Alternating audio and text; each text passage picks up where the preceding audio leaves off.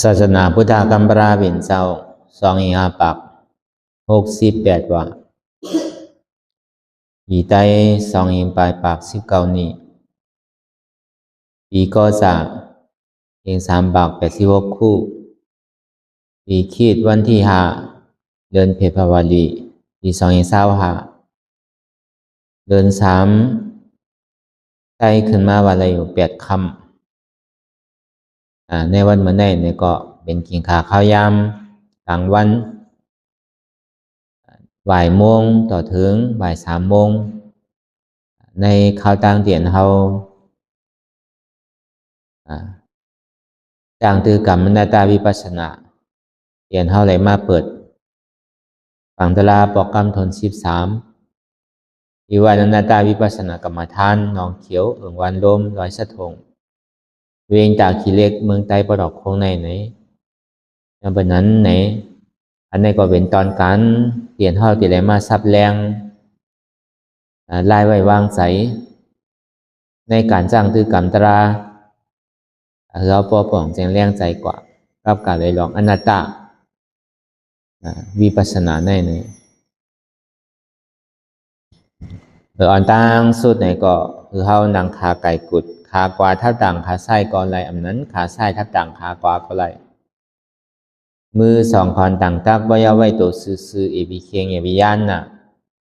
ก็ยาในเขารับหูเนอเปิดทยานปิญญารับตาเนอเปิดตายานปิญญาอยากด้วยนี่มันวิญญาณธาตุใจเดียนเขาหูนั่นอันไรเสียนอันในเดียนมันพูดบอกเกิดขึ้นเปลี่ยนมานั่นนี่ก็คือเขาหมอวางเป็นอนัตตาเลยอ่อนตั้งเอาไปหันเจ็บไปหันทุกข้าไปปองใส่เนื้อหน้าตาเนี่ยก็ตัวดีลมเธอใจเขาอ่อนตั้ง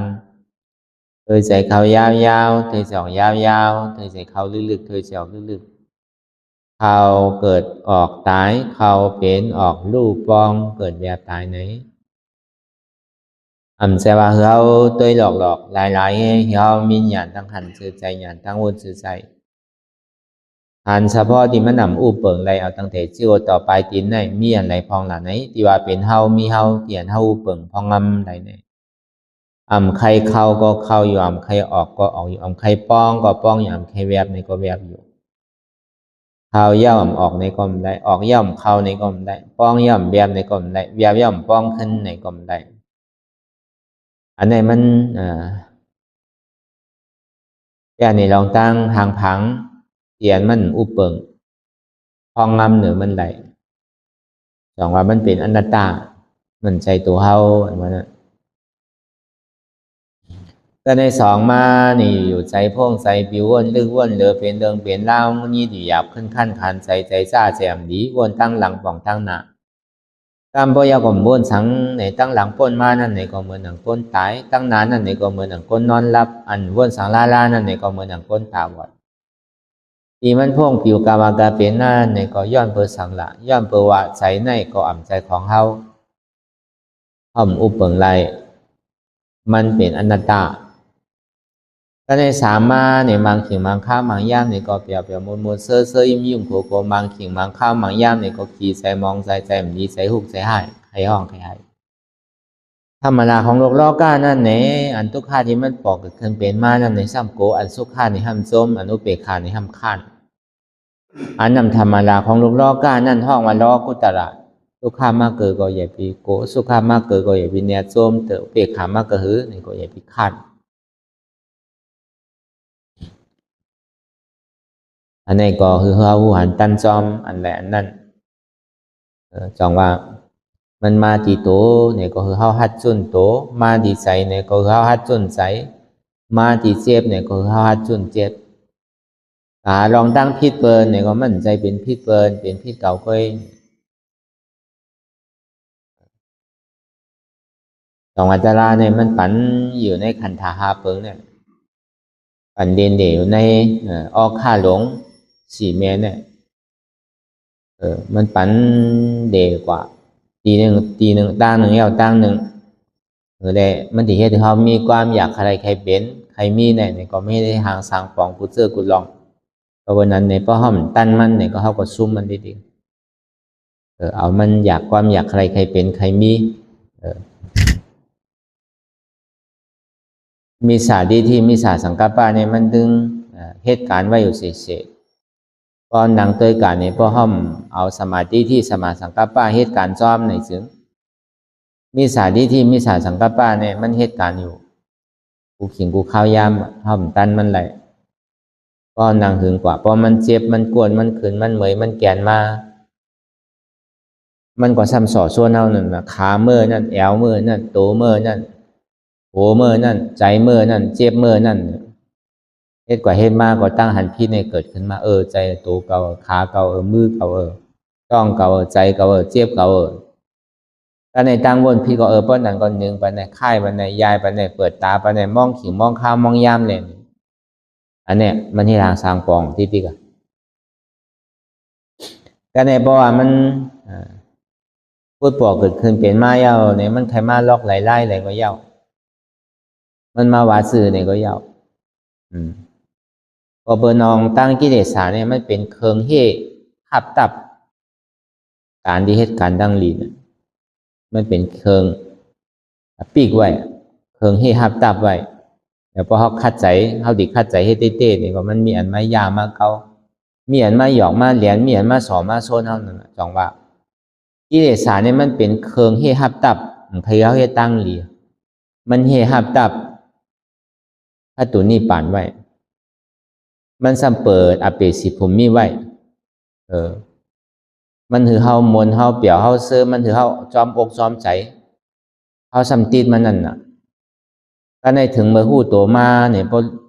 ป้อมตันเนี่ยน่ะอันเฮาติดเปี่ยวติดมนติดเสื้อติดปลายติดโกติดก้านอยู่เช่นนั้นติดข้านอยู่เช่นนั้นมันปั่นเฮาติดหนีมันก็ไปเฮ็ดสังเฮาไปเฮ็ดปั่นเฮาอย่างเต้ๆเด้อเฮาไปอีกหนึ่งอีกหนึ่งพื้นอีกหนึ่งค่ายอีกหนึ่งเนี่ยมันก็สายหนึ่งที่นั่นแค่ก็ในเหตุก่อเหตุมาเนี่ยมันยามันแต่ว่าเหมือนของกินหนังเก่าอันใดที่เฮามักเฮาเจอกินเนี่ยมันซ้ำแมนย่อกาเฮาอันไหนมันถูกเข้าพอกินเนี่ยมันแมนซ้ำใครกินที่เดียวพอมีลมเดือดสูงเนี่ยซ้ำใครกับกินอันเมียวอันกินเนี่ยเดือดสูงนั่นน่ะนั่นนะพอกินเนี่ยครบคืนเนี่ยก็ซ้ำใครกินพอกินเนี่ยมันกับครบเขาเนี่ยก็ซ้ำเจอกันเมียวนั่นอันนี้มันเป็นทุ่งจำอันใดดีมันหวานอันใดดีมันใครกินด้วยการมันซ้ำแมนมือหวานตีซบครบตีต้องอันว่านั่นน่ะบอกว่าตาหันก็ตันหานั่นน่ะหวานตีซบได้หวานอยู่ด้วยการเพราะมันเข้าในต้องกับครบยาพระเป็นเจ้าในเนี่ยก็เหมือนเท่าเป็นก้นต้องเจ็บอยู่ดีใช่ไหมดีอะไรกินยาแก้ขมใช่ไหมเมื่อกินเนี่ยมันเหลือใจน่ะพอเบอร์มันขมน่ะเมียวยาเนี่ยพอขมก็ขมน่ะพอผ่านก็ผ่านน่ะ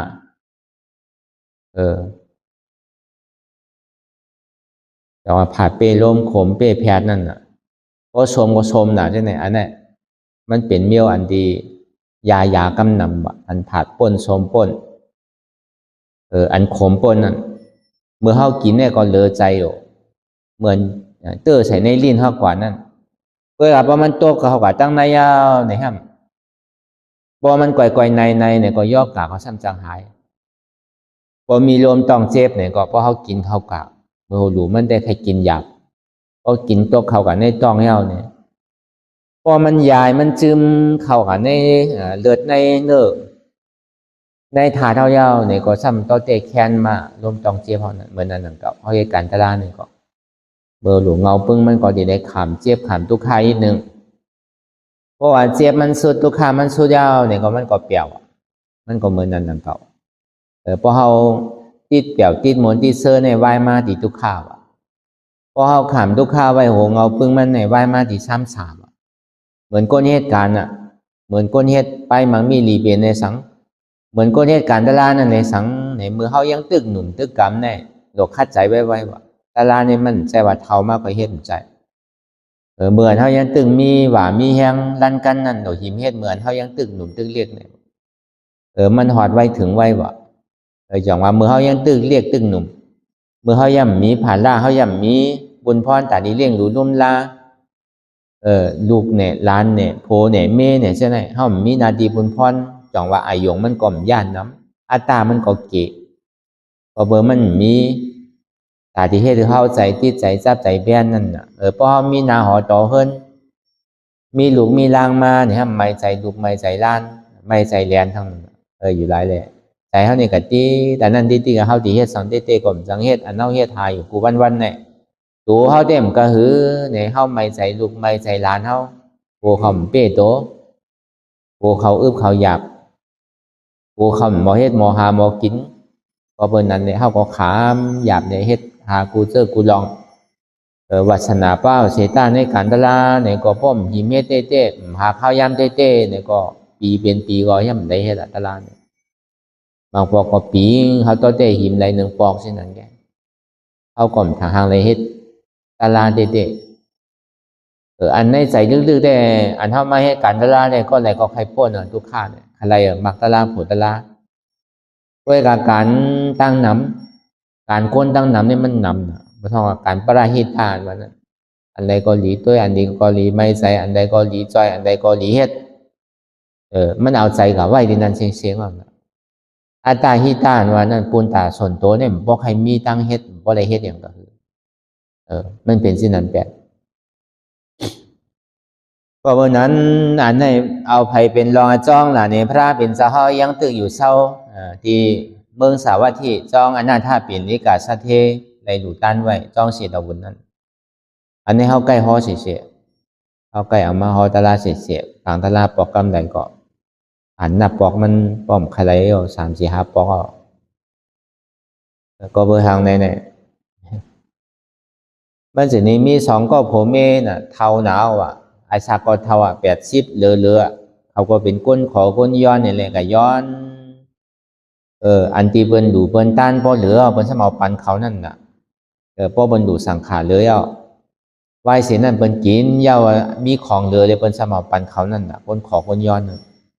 อันจานเฮาได้กว่าเหล่ในเมืองอินเดีย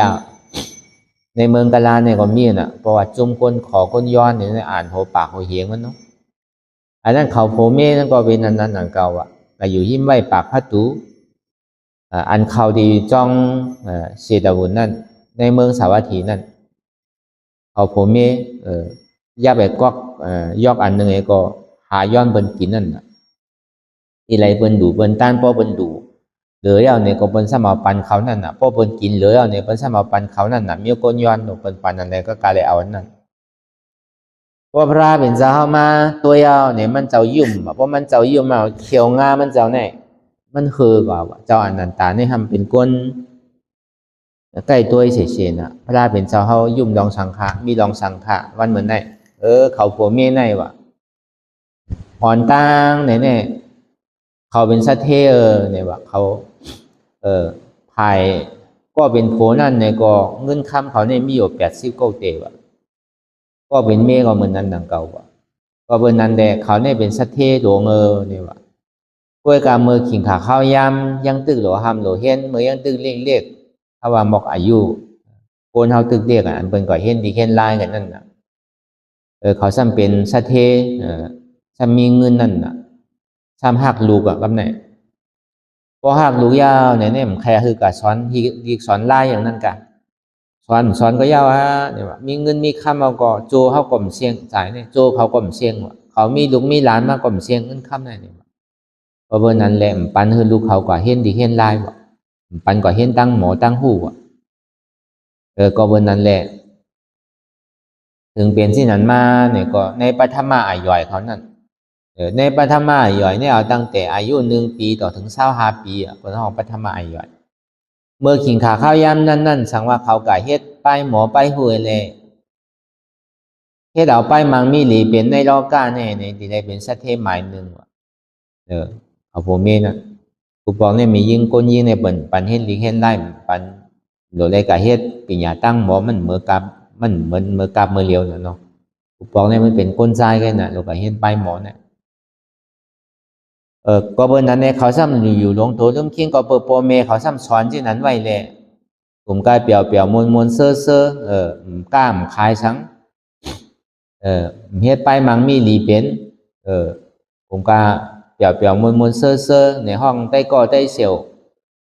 มากินมาเปียวมามวนกันห้องก้นกาก้นพ่อนมาเปียวมามวนกันก็เบอร์เขาเลยหันไว้เขาก็เฮ็ดจ้อมันดีปัวเมียเขาเฮ็ดไว้นั่นเขามีเงินคำนำเพราะแต่ในเขาดีกะเฮ็ดหาเฮ้ยอย่างเขาถูกดีกินซื้อกินเขาถูกดีเปียวซื้อเปียวเขานอนถูกดีนอนซ้ำดุ่มต้านนั่นเขาซ้ำเป็นเต็กที่โลกเขาซ้ำยุ่มยำศาสนาพุทธคำราเป็นเจ้าเขาแหละก็บนนั้นเขาอยู่หลวงโตเริ่มคิงในปัทมาหย่อยสังวาเขาอยู่หลวงโตเริ่มคิงในซื้อเขาดีไรเปลี่ยนสัตเทหมายหนึ่งสังวามาเหตุการณ์ตลาในยุ่มยำในข้อสั่งคำสอนเขามาเป็นพุทธศาสนาเอาศาสนากงพระตราสังขารยตนาเกี่ยวเมียสามเปิงเยาในว่าเป็นนั้นในเขามาจ้างคือกรรมตราว่านั้นก็เป็นโผมันในดีตกเป็นยาห้านตาวตีไรเป็นยาห้านตาวก็ในก็เป็นเมเนี่ยพอมาคัดใจให้การตราเนี่ยที่เป็นอนาคามในปฐมย่อยเขานั้นอวยกาซ้ำเฮ็ดว่าก็ในถึงดีตุติยาย่อยมาในตุติยาย่อยในเป็นเฮือละอายุ26ในต่อถึง50ว่ะอันในตุติยาย่อยในตุติยาย่อยนั่นสังว่าเขาหลงโตลืมทิ้งเขาซ้ำปองมาเฮ็ดป้ายมังมีหลีเปลี่ยนในซึ่งเขาได้เป็นสัตเทหมาย2ว่ะในอายุ26ต่อถึง50เนี่ยด้วยกาก็ซ้ำเฮ็ดว่ะกลุ่มกามนเปี่ยวกินโหมมาหางแหงนั่นน่ะกินจ่ายป้อมหาก็เชียงนั่นน่ะมันเป็นที่นั่นน่ะให้เต็มเย่เต็มวันเต็มเมื่อกลุ่มก็เอาจกเอาจ่ายเอาใจอยู่ที่ก็มันก็เชียงหนังเก่ามันก็มีเลยหนังเก่าอันนี้ก็เฮ็ดว่าสังวามาเหตุการตลาในซึ่งก็เป็นโผในที่ตกเป็นอนากรรมว่ะก็เป็นเมในที่เป็นสกิตกรรมว่ะได้ตุติยาย่อยเขานั้นถึงมาตาติยาย่อยอายุ51ต่อถึง75ในห้องวันตุติยาย่อยเมื่อข่าวยามนั้นสังว่าเขาคัดใจเหตุการณ์ตลาคัดใจเหตุไปมังมีหลีเป็นไหนเนี่ยเขาก็ดีไรเป็นได้สัตเทหมายชามหนังเก่าก็ย่ำตกลาต้นรุ่นว่ะด้วยกาก็ซ้ำเฮ็ดว่ะซ้ำมนเปี่ยวกินเซ่อที่นั่นแหละเฮ็ดไปมังมีสังนั่นน่ะกล้ามคายกินของเก่านั่นน่ะอันใหม่ก็มหานั่นสังมาไม่ให้กันตลาในซึ่งในก็เป็นโพว่าในดีตกเป็นสกิดากรรมก็เป็นเมในซ้ำดีตกเป็นซอดาปันว่ะเขาก็ยังมีข่าวยามตื่นตังในข่าวตังเจ็ดตั้งแต่หูกล้ามต่อถึงอายุ75ในสังว่าคัดใจในก็ยังตีมีตื่นตังแต่ลีไรมังมีหลีเปลี่ยนล้อกาในสังในล้อกุตลาในก็เหมือนนั้นดังเก่าย้อนเปิดสังในเป็นที่ไหนถึงมาเมื่อข้าวยามเมื่อเหลียวในอายุเขาก็แก่อ่ะ80 ปลายถึงดีเท่าดีแก่มากก็เปิ้นกูเปิ้นยิ้มกว่าก็เปิ้นมาส่งอันเปิ้นจังลากก็ลากกว่าอันเปิ้นจังแปดก็แปดกว่าก็ไม่มีสังมีอย่างก็ขายเชียงอันจ้าเป็นลูกจางลูกใจเขาก็ป้อมปันเงินก็เปิ้นปลายน่ะเฮิรนก็ไรขายหน้าก็ไรขายมีอย่างอีกโดยเส้นนั่นก็หลวเอาก็ได้ย้อนกินเปิ้นพอเปิ้นนั้นในซุ่มยาวว่ะจังเฮ็ดเชื่อซุ่มดอกซุ่มลายว่ะพอมาวนท่าสังโดยเนี่ยย้อนเปิดสังย้อนเปิดว่าเฮ็ดก็ก้นเมียวหือก็เป็นก้นเมียวนั่นว่ะเปิ้นห้องว่าอาเสวนาจาปันดิตานันจาเสวนาปูจาจาปูจานิยานังเอตัมมังกลามุตตามังมันกับกะเลยโอ้ยก็มีสวยเลยสังกับกะเลยพ่อแม่ในสังลูกอ่อนเนี่ยมันฮู้ลูกเฮาเป็นพ่อแม่เนี่ยก็เฮามีนาดีบุญพรตาดีซอยแถมแห้งลูกอ่อนเมื่อเขาย่ำไปเปี้ยโตหมอลิงหมอลายเนี่ยก็เอากระสังกาสอนต่อถึงเขาพ่อเปี้ยโตมาเนี่ยก็ถึงดีลูกอ่อนเปี้ยโตมาเนี่ยก็สำคัญดีไรตอบกลุ่มเกซูด้วยถึงพ่อแม่ในมังกร38นั่นแล้วก็เบอร์นั้นในเนี่ยพ่อแม่ก็ซ้ำเฮ็ดเนเรื่องนั้นแหละลูกก็ซ้ำในอยู่จำพ่อแม่เรื่องนั้นเมียวว่าเฮ็ดก็ก้นเมียวหือก็เป็นก้นเมียวนั่นน่ะเฮ็ดก็ก้นหมอกินหมอแอวหมอเหลี่ยนี่ก็ซ้ำที่ได้เป็นก้นเมียวนั่นน่ะเก่าอย่างว่าอาเสวนาจานั่นน่ะมันเฮ็ดก็ก้นเบิกเสวนาจาปูจาจาปูจานิยานังเอตัมมังกรามุตตามังสังว่าเฮ็ดก็ก้นดีเนี่ยก็ดีนั่นเก่าก็เปิ่มย่าก้นดีเนี่ยก็เป็นก้นเบิกแปดต่อถึงอีสังก็ได้ล้อกาก็ห้ามหลาย รอกุตลาในกอมได้อันเนี้ยมันเป็นสเทเขาสองก็ผมเมเนี่ยสองว่าโอ้ยก็ธรรมะมีสวยอันว่านั่นมันดีมีเหมือนล่ะแตกเนืองมันน่ะเหมือนน่ะอุปาทิสาในกอลิตานั่นเขาสองก็ใต้กอกันนั่นอุปาทิสาในกอลิตาอุปาทิสานั่นเป็นเจ้าสารีบุตรหลานนั่นกอลิตานั่นในซ้ำเป็นมกกะหลานเจ้ามกกะหลานเมมันในสื่อมกกะดีเมปุ่มหน้ามันเมอันเจ้าสารีบุตรหลานนั่นจังว่าสารีบุตรมาตาสารีบุตรคือสารีบุตรเขานะเดี๋ยวเอาจื้อเมถึงสองกอพระเป็นเจ้าเฮาต่างจื้อปันเจ้าอุปาทิสาเนี่ยห้องว่าเป็นเจ้าสารีบุตรหลานเจ้ากอลิตานั่นห้องจื้อว่าเป็นเจ้ามกกะหลานนั่นเป็นปีกไส้ปีกกาพระเป็นเจ้าเฮาเขาสองก้อนแน่ในก็เอาเลยกอดตัวป้อยหนักขาดเปิ้นกาเปิ้นพ่อนเปิ้นวอกเพลงวอกความห้องเพลงห้องความเหมือนเปิ้นเฮ็ดป้อยปีใหม่ใต้ป้อยวันเคยใต้นั่นน่ะเปิ้นเปี่ยวเปิ้นมวลกันที่นั้นเขาก็อ่อนเอาใต้ก็เขาได้เมื่อเหลี่ยตัวได้ปังป้อยนั่นว่ะก็เขาตัว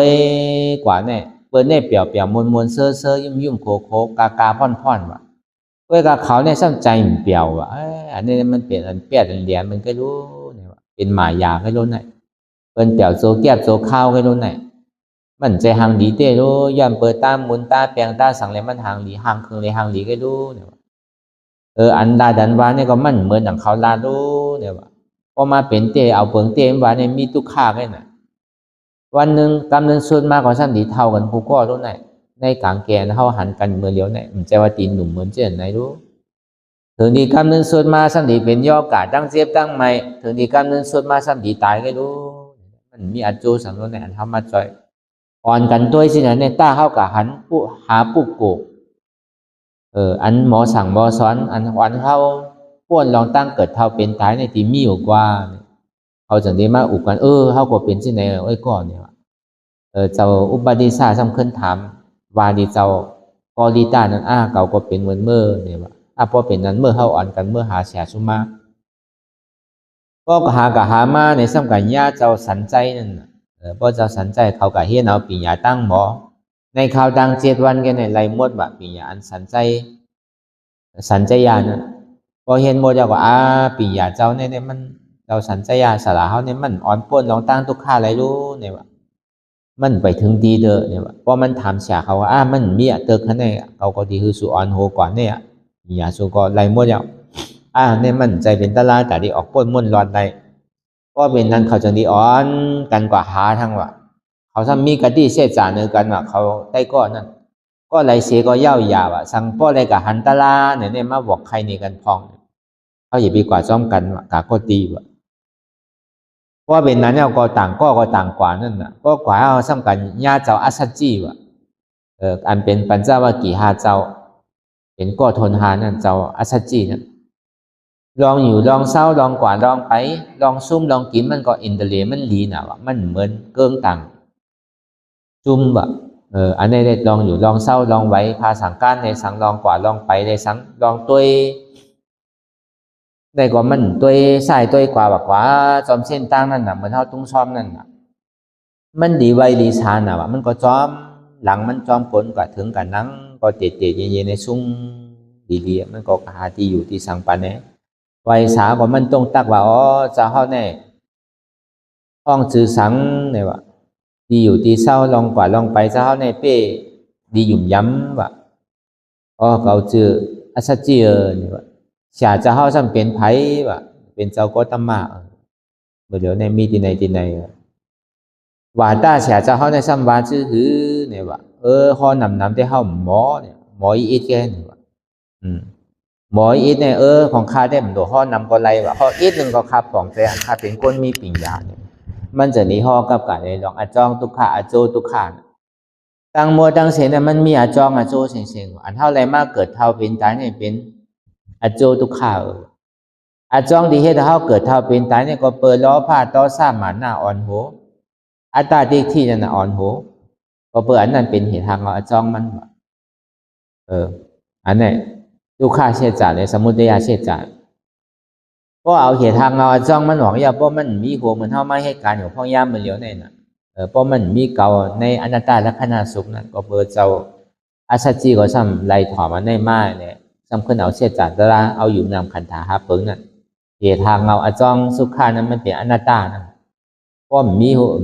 เพราะเอาอัตตาล้อผ้าหมันหน้าอันว่าเก่าออกยาวเนี่ยก็กัดเย็นเอาเพราะอันจองทุกขันรับกว่าอันโจทุกขันเนี่ยรับแบบเพราะรับแบบเรียกว่าผลอันโจสุขานั่นก็เกิดขึ้นมาบนท้องว่าหาหันแยบพอดเนี่ยพอลองหาทุกขาอันเท่าไรมาเกิดเท่าเป็นตายนี่เป็นทุกขาหันเหตุทางเราอันจองทุกขาตัดเนี่ยตัดอัตตาถึงกว่าที่เป็นนิโรธาเสจจะเพราะว่ามันห่อหมกสีคอในเสจจะตราสีเปิงในก้อยเกาะเจ้าอุปาทิสาเนี่ยมันตกเป็นซอดาปานกว่าเพราะเป็นนั้นก็มันจะมีไวสาเจ้าอาสัจจีว่าเมื่อเดี๋ยวเนี่ยข้ามีไตก้อไว้เลยข้าเขามีกติเสจาเนื้อกันเนี่ยย้อนเบิ่นนั้นเนี่ยข้าดีไวสาเจ้าเขาข้าเขาดีจนกันเมื่อหาพระเป็นเจ้าเมื่อเดี๋ยวพระเป็นเจ้าเนี่ยตึกอยู่ไว้ที่สนตีคุณอคำปิ่นปีสาระจ้องเบลูวุ่นอยู่อันนั้นก็เขาตีได้เมื่อยากอันที่ปุ่นในสังแม่เพราะเป็นนั้นมายาวเนี่ยก็เขาจังที่เจ้าบาดิซานั่นเนี่ยจังที่ปอกมาเพราะมันปอกมาเนี่ยใต้ก้อมันซ้ำอยู่ไกลๆล้อมตัวเนี่ยเหมือนเก่าว่ะคนไหนตาลาเนี่ยลองกว่าลองไปลองอยู่ลองเศร้าลองนาลองตาก็จื้นไว้ว่ะมันเหมือนเก่าว่ะเพราะมันมุงตัวใต้ก้อมันไปมาไกลๆเจ้าบาดิซานั่นกอลิตานั่นชื่อก็ใต้ก้อก็เนี่ยมันไหลตาลามาว่ะชื่อก็มันมีอันหลากหลายไปเนี่ยว่ะมันเหมือนเก่าอ่ะลองอยู่ลองเศร้าลองกว่าลองไปมันก็มันเหมือนเก่าหน้าตามันก็เปิงไว้ว่ะมันเก่าเศร้าว่ามองมันดิจืนไว้กะเพราะเป็นนั้นก็มันก็ซ้ำขึ้นเอาคอเจ้าอาซาจีนั่นมาบอกนี่โอ้ยก็มันก็หนังเก่าเพราะว่าบอกนี่โอ้ยก็ลีตานั้นตกเป็นซอตาปานกว่าก็ตกเป็นซอตาปานกว่าเย้านี่ก็เขาสองก็จังที่อ่อนกันเมื่อหาเสียเขาก็อินดูเสียเขานั่นน่ะเสียเจ้าเขาค่ะเมื่อเหลียวในพระราเป็นเจ้าพุทธาพระราเป็นสวรรค์วานั่นเกิดขึ้นมาเย้าเนี่ยว่าตาลาเนี่ยแคบหนาเนี่ยว่าตาลาที่มันเจ้าไรมานั่นเนี่ยว่าเพราะเขาเป็นไรได้อันเสียเขาสอนเนี่ยมันใจตาลาออกป้นม่วนรอดว่ามันเฮ็ดถึงป้นลองตั้งทุกข์ค่ะเขาถูกดีอ่อนกันเมื่อหาพระราเป็นเจ้าก็ตมาเนี่ยว่าที่นั้นว่าเจ้าสันใจทำว่าชื่อใจอยู่ว่าอันสู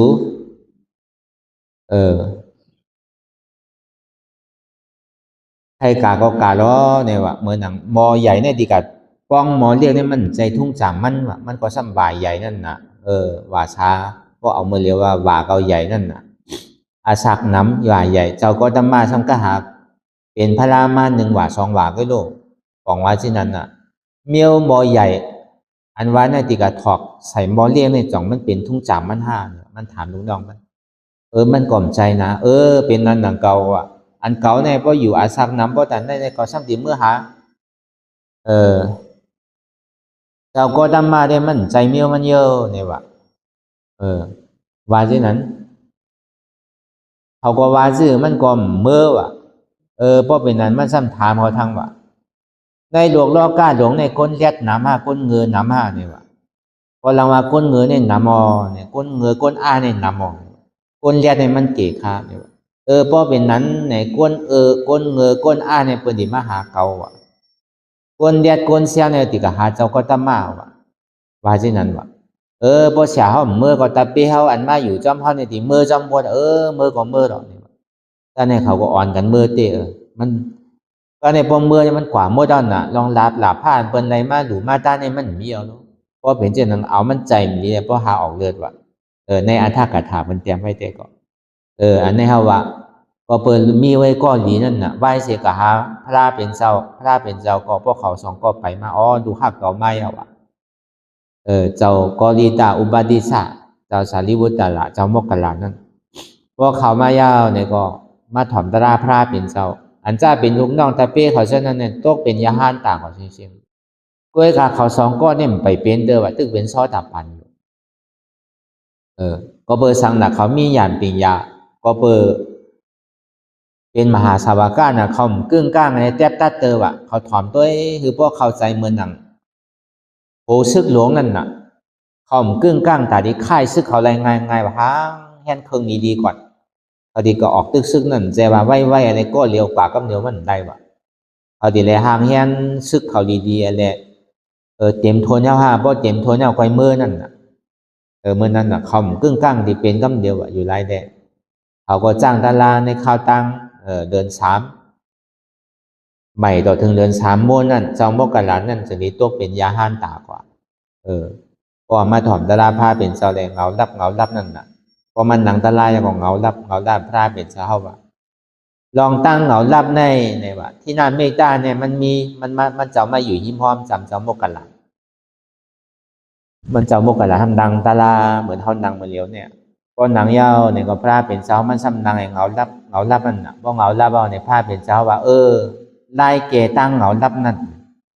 เดี๋ยวเฮ็ดสื่อเกอย่าไปกับวนอันหนึ่งอันเดียวอ่ะคือเหตุการณ์คือมันเหตุวนการปันมันติ๊กว่ะอย่าไปวนอันหนึ่งอันเดียวนั่นน่ะเหมือนนั้นหนังเก่าพอเข้ามาเฮตาลาเนี่ยเขากลุ่มกับวนอนัตตาท่าก็ไม่ได้หนังเก่า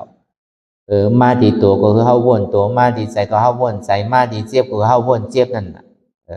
กรรมพอเปลี่ยนมาพอวนอนัตตามันหายไปแล้วก็มันเข้ามาตาใครรับไปแล้วพยายามกลางวันเนี่ยก็ช่างเป็นนั่นหนังเก่า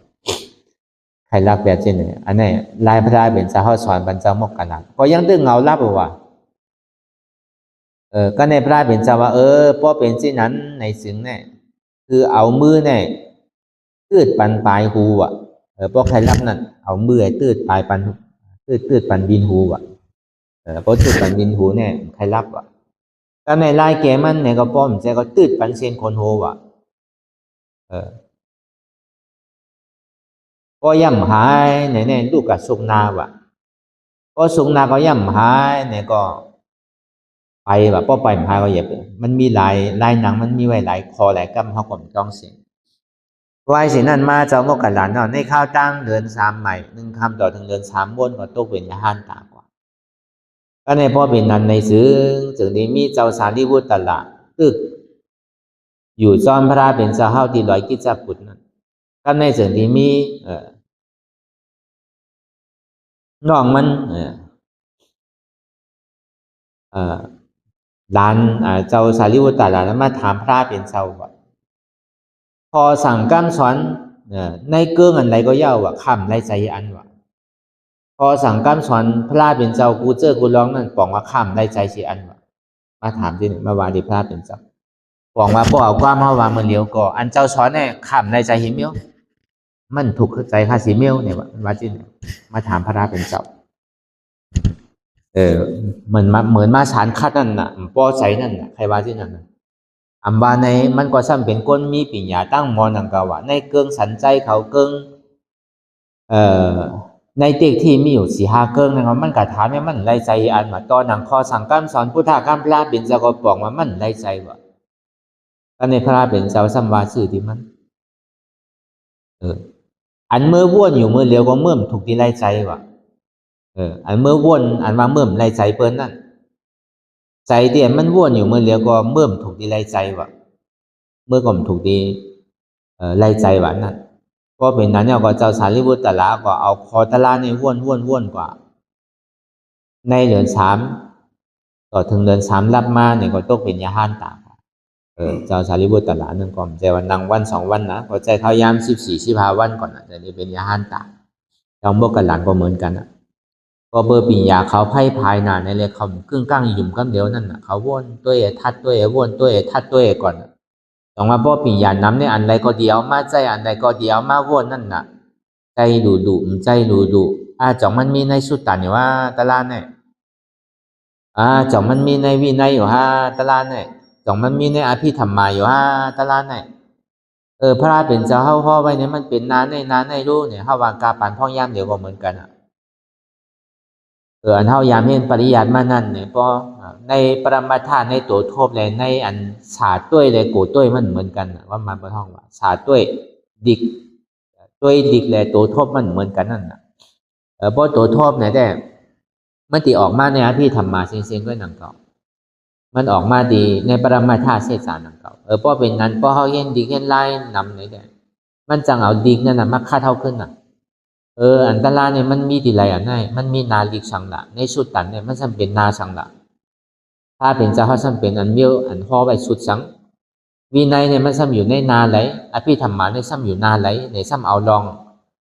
อันเท่าไรทำไรเห็นลองอันไปหมอไปหัวในสมัครคัดเขาขึ้นจังว่าคนมีปีญาตั้งหมอเห็นดีเห็นลายน้ำเนี่ยมันวนน้ำวนตีนั่นเหมือนเจ้าสารีบุตรกะหลานเจ้าโมกกะหลานเขานั้นเขาวนดีปอจอดปอเจียวเนี่ยก็จะนิตัดนั่นเหมือนดุงน้องตาเป้เขานี่เขามีปีญาตั้งหูสังปมาถ่อมตะลาพระเป็นเจ้าก็ตกเป็นยาหันต่างกว่าทั้งเสียงอันนี้เขาวักกับกายเลยลองเขาเฮ็ดก่อกลเมียวหือก็เป็นกลเมียวนั่นเฮ็ดก่อกลดีก็เป็นกลดีเฮ็ดก่อกลเมื่อก็เป็นกลเมื่อยาวก็อีกอย่างหนึ่งก็ทางเปิงหนึ่งก็การตลาดวันนั้นมันใจว่าเท่ามากกว่าเฮ็ดว่าเพราะเฮ็ดลายมือหนุ่มๆวันนั้นตลาดมันนึงออกมาห้างกล้วยตลาดที่เขาเฮ็ดมานั้นมันนึงออกมาห้างกล้วยมันใจโหยาวหือมันบ่จบในปิฎกา3 กองใจหนังเขาพอเขาเฮ็ดก่อนที่ตีก็จองว่ามือเขายังตึงหนุ่มตึกกำเนี่ยเขาเฮ็ดการตลาดเนี่ยมันถึงไว้ก็เบอร์มันมีอายุมันมีอันมายามาตื่นมาจันมันโดกาใจติดไผ่เอาน่ะเพราะว่าซื้อก็อัตรามันยังตึกเก๋มันน้ำนั่นน่ะอยู่ไรเมื่ออันเท่าตึกหนุ่มนั่นเขาถูกดีคัดใจเฮ็ดไว้มันก็ดีเจียวถึงไว้ลองตั้งฮัดตั้งหาเท่าก็ลั่นกั้นเหมือนเป็นเอาเก็บซึกเป็นเอาตึกหนุ่มๆเพราะเท่ามาเปิดใครเก็บเอามือยังตึกหนุ่มๆนั่นน่ะมันลั่นกั้นดีเฮ็ดการตลาดนั่นก็เหมือนนั้นหนังเก่าใจว่าการตลาดในปูนตาเท่ามากกว่าเฮ็ดมันใจเหมือนหนังเท่าเท่ามากกว่าวันเนี่ยมันเหมือนเก่ารู้ปีป่นมาในปีเมื่อเดียวเนี่ยมันเกิงมากูมือกูวันเขาดีให้อย่างเต้ๆก็มันจะเฮ็ดน่ะจองมามือยังตึงหนุ่มตึกกำเนี่ยมันถูกดีหิมไว้เฮ็ดไว้นั่นน่ะเหมือนพระเป็นเจ้าห่อไว้นั่นน่ะบอกว่าพอเขามาทัดสังตัวเนี่ยเมื่ออันเขายังตึงหนุ่มเนี่ยเขาเฮ็ดสังก็ถึงปีถึงตั้งเลยเต้ก็เนี่ยถึงเขาถึงตีกลางโกนมายาวเนี่ยก็อันนั้นก็เฮ็ดก็จังไรอยู่นั่นเก่าพอถึงตีปลายโกนมายาวเนี่ยถึงป้อมเฮ็ดเต้มันไรนั่นน่ะในอายอดปฐมาดุติยาตาติยาเนี่ยก็ดีว่าเต้ไหนเนี่ยในปฐมาย่อยนั่นเข้าโหลเฮ็ดอาตาหิตาวะลองไปตลาก็เยาลองไปหำไปเห็นก็เยาในข่าวตังอันเท่าความมาต่อถึงอายุ25เนี่ยปริยาเลสังปฏิวัติเลสังเหตุการณ์อะไรก็คือมันพอถึงตีถึงพอเยาตีกว่าวะเพื่อนห้องเป็นการอาตาหิตาก็ในการปราหิตานั่นเนี่ยพอเฮ็ดยาวเนี่ยในข่าวตั้งอายุ26ต่อถึง50เนี่ยโดยเฮ็ดเอาว่าพอเฮามีปีญาตั้งหมอตั้งฮู้ก็เฮาโดหมอสั่งหมอสอนพอเฮาเฮ็ดทบญาตะลาก็เฮาโดเอาคอตะลาอันเท่าไรทบในญาเนี่ยเอาสั่งมาสอนกว่าพออันเฮาเฮ็ดลองลิงลองไล่ลองไปมักมีปีเปลี่ยนนั่นเนี่ยก็เฮาก็โดเฮ็ดโดสั่งมือเข้ายามอายุ26ต่อถึง50เนี่ยแต่หน้าหอโตเฮิรนจังได๋ก็เหมือนนั้นนั่นเก่าก็ในปวัยสินั้นมาในป51ต่อถึง75เนี่ยโดเป็นอัตตาหิตาขึ้นตัวเหตุการณ์ตัวใจเจ้าเก่านำว่ะพอเขาย่ำไปถึงที่ถึงตั้งไปฮอจอดถึงอันใดเตียนเขาเฮ็ดไว้ย่ำไปถึงที่ถึงตั้งเท่านั้นเนี่ยก็เขาดอกคาดใจเฮ็ดไว้ว่ะเมื่อนั้นไปลองกล้าไปสังนั้นก็ดีหนึ่งเก่าลองเฮ็ดลองหาในโดหาเมื่ออาซัก